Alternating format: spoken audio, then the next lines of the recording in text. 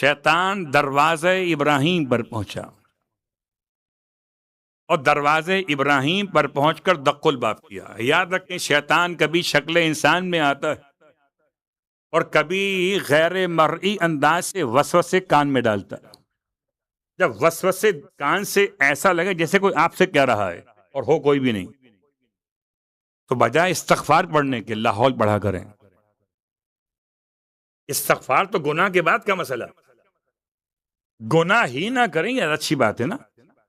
جیسے ہی کوئی آپ کو کان میں آ کر کہے کہ یہ ایسا نہیں، ایسا کرتے تو اچھا ہوتا، اور وہ کام خلاف شریعت ہو، تو جیسے ہی آپ کے کان میں آواز محسوس ہو، دل میں خیال گزرے کسی گناہ کا، تو کیا پڑھیں؟ لا حول ولا قوت الا باللہ العلی العظیم.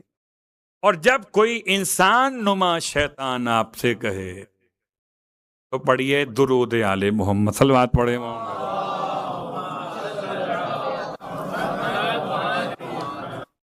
تو حضرت ہاجرہ کے پاس شیطان آ گیا، مگر آیا شکل انسان میں.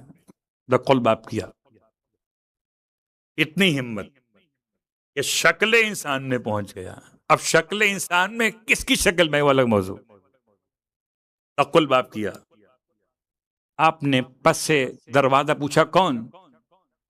کہ آپ کو معلوم، اپنا طرف نہیں کرایا، آپ کو معلوم ہے کہ آپ کے شوہر آپ کے بیٹے کو کہاں لے کر گئے؟ نہیں، کہاں لے گئے؟ کہ وہ لے کر گئے اس کو ذبح کرنے کے لیے.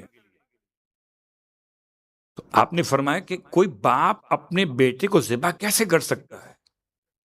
کیا کوئی ایسا انسان بھی پیدا ہو سکتا ہے جو اپنے پیارے بیٹے کو اپنے ہاتھ سے ذبح کر دے؟ شیطان نے کہا لیکن وہ سمجھتے ہیں کہ ان کو خدا نے اس بات کا حکم دیا ہے. اور شیطان نے یہ جملہ کہا اور آپ نے فرمایا اگر خدا نے یہ حکم دیا ہے تو پھر انہیں ضرور خدا کے حکم پہ عمل کرنا چاہیے.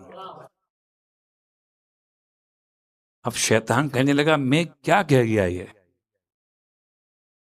اس نے پینترا بدلا کہ نہیں وہ خواب دیکھا تھا. اب چونکہ بڑھاپا ہے تو بڑھاپے میں خواب دیکھ کر کیا خدا کی بات سمجھ میں آتی ہے؟ تو لگتا ہے کہ ابراہیم کا دماغ کچھ کام نہیں کر رہا. حضرت ہاجرہ نے اب جو سنا کہ فرمایا لا حول ولا قوت الا باللہ العلی العظیم. شیطان بھاگتے بھاگتے پوچھتا یہ تو بتاؤ پہچانا کیسے؟ اتنا گیٹ اپ میں نے کیا تھا، ماسک لگائے تھے، آپ نے مجھے کیسے پہچانا؟ فرمایا کہ جو نبی کے دماغ کی صحت پر شک کرے.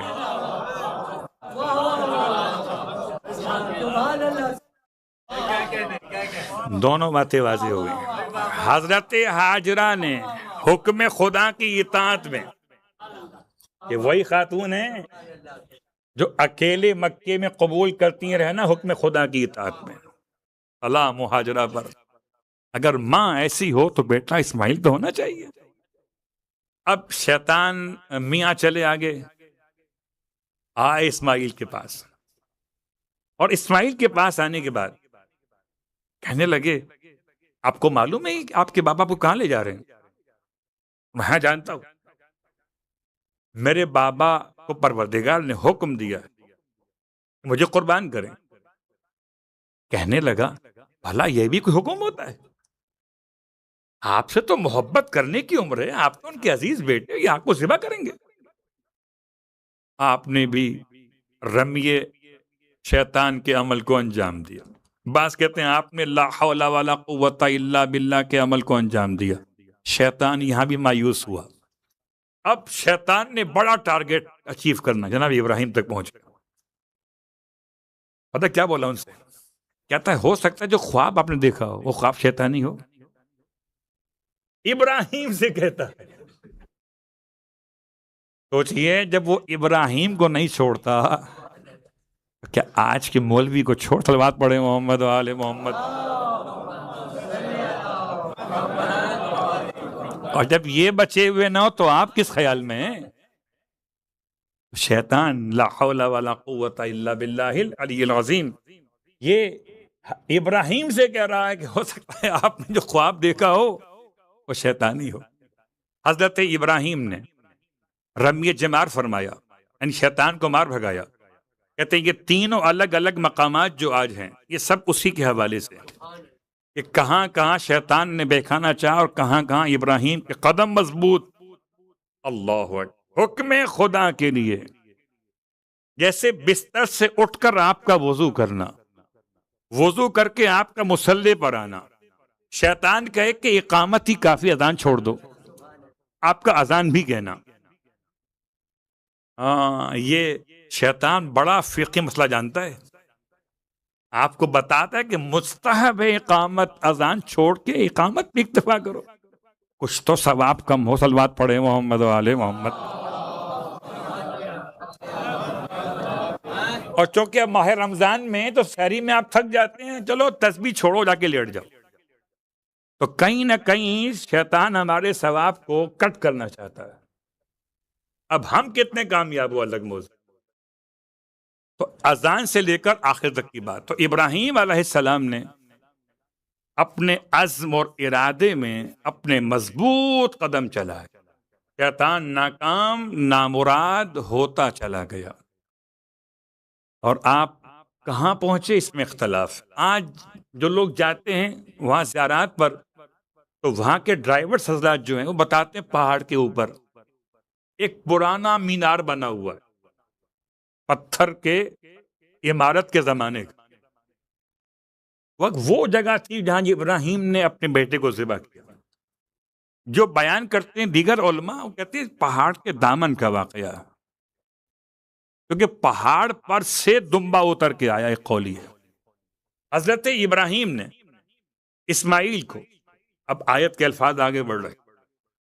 الفاظ کیا آگے بڑھے؟ فلما اسلما،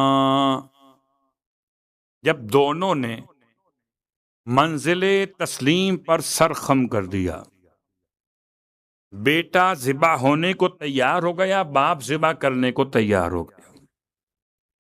تو دونوں آمادہ ہو کر جب پہنچے یہاں تک، اب کیا ہوا؟ وَطَلَّهُ لِلْجَبِينَ، اللَّهُ لِلْجَبِينَ. تو حضرت ابراہیم نے اپنے بیٹے اسماعیل کو پیشانی کے بل لٹا دیا. اب اس میں درمیان میں روایتیں آتی ہیں کہ جی شہزادہ کہتا ہے کہ بابا میرے ہاتھ پاؤں باندھ دیجیے گا، میرے پیراہن کو اتار دیجیے گا اوپر کے، تاکہ اس پہ خون نہ لگ جائے.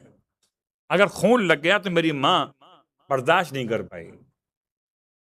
اور یہ پیراہن اگر ممکن ہو آپ کے لیے تو میری ماں کو جا کے دے دیجیے گا کہ میری ماں اس کی خوشبو سونگھ کر زندہ رہ سکے. یہ سب روایات. اور بابا اپنے آنکھوں پہ پٹی باندھ لیجیے، یا آپ نے جان بوجھ کر اپنی پیشانی کو رکھا خاک پر کہ تاکہ چہرہ سامنے نہ ہو. جب چہرہ سامنے ہو تو تکلیف باپ کو دکھائی دے گی. یا یوں سمجھیے کہ یہ چہرہ رکھنا زمین پر، کہ اگر کوئی کسی کو زبردستی ذبح کرے تو اس کے اختیار میں چاہے چہرہ چاہے موڑ دے، لیکن اگر کوئی خود سے راضی ہو اس عمل کے لیے تو ایسا محسوس ہوا جیسے سجدے کی حالت میں ہو. اللہ اکبر. اب حضرت اسماعیل رضن بقضائہ، ابراہیم رضن بقضائہ، جب لٹا دیا پیشانی کے بل، اب پھر چھری آپ نے تیز کی. اور یہ بھی اسماعیل کے الفاظ تھے، بابا چھری تیز کر لیجیے گا تاکہ ایک تو اذیت کم ہو جائے اور آپ کا امتحان جلدی مکمل ہو جائے. جب چھری تیز نہ ہو تو گلا دیر سے کٹتا ہے. بڑی شدت سے، اگر اس سے پہلے دونوں باپ بیٹے بہت روئے، گلے مل کر رخصت کا وقت ہے. بیٹے نے باپ کو، باپ نے بیٹے کو گلے سے لگایا، خوب روئے. اور اب رونے کے بعد آپ نے اس عمل کو انجام دیا، اب بٹھا دیا. اب قرآن پورے درمیان کے تمام الفاظ کو نکال دے، کچھ کیا نہیں معلوم کیا ہوا. وَنَادَيْنَاهُ أَنْ يَا إِبْرَاهِيمُ، اور ہم نے ابراہیم کو آواز دی، اے ابراہیم. قد صدقت الرؤیا، آپ نے تو خواب سچا کر دکھایا. انک ذالک نجزی المحسنین، آپ نے جو خواب دیکھا تھا یہی تھا نا کہ ذبح کر رہے. یہ خواب آپ نے کب دیکھا کہ ذبح ہو گئے؟ اللہ اکبر. حضرت ابراہیم چھری چلا رہے ہیں. اب روایت کے الفاظ ہے کہ چھری کے دو مسئلے ہیں. چھری خلیل کے ہاتھ میں ہے اور اختیار جلیل کا ہے. خلیل کہتا ہے کہ چل، جلیل کہتا ہے کہ نہ چل. عباس کہتے کہ فرشتہ آیا، اس نے ہاتھ آپ کا الٹ دیا، چھری الٹی کر دی تو چھری چل نہیں رہی.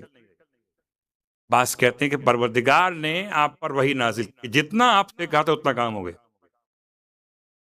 اصلاً یہ سب کو دکھانا تھا کہ اگر خدا کو بیٹے کی قربانی پسند ہوتی تو اپنے خلیل کے بیٹے سے زیادہ محبوب کون ہو سکتا تھا. اور اگر کوئی قربانی کرنا چاہتا ہے خدا کی بارگاہ میں تقرب خدا کے لیے تو بیٹے کے بجائے گوسفند استعمال کرے.